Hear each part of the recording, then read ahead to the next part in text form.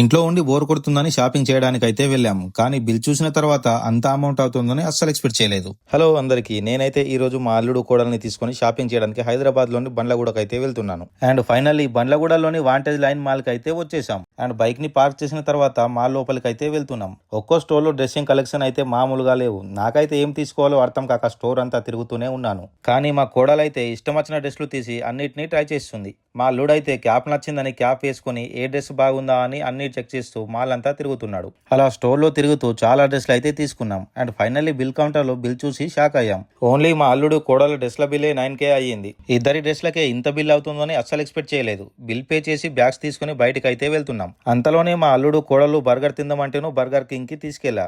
లోపలికి వెళ్ళి ఆర్డర్ ఇచ్చిన తర్వాత ఒక 5 మినిట్స్ అయితే కూర్చున్నాం. అండ్ ఫైనల్లీ మా ఆర్డర్ అయితే వచ్చేసింది. నేనైతే క్రిస్పీ చికెన్ బర్గర్స్ అలాగే చాక్లెట్ థిక్ షేక్స్ అయితే ఆర్డర్ చేశా. సో అక్కడ తిన్న తర్వాత బయటకు వచ్చి పార్కింగ్ లో నుంచి బైక్ తీసి ఇంటికి అయితే వెళ్తున్నాం. ఇంతటితో మన వీడియో ఎండ్ అవుతుంది. ఈ వీడియో నచ్చితే లైక్ చేయండి. ఇలాంటి డైలీ బ్లాగ్స్ గురించి తెలుసుకోవాలంటే మన ఛానల్ ని ఫాలో చేయడం మర్చిపోకండి.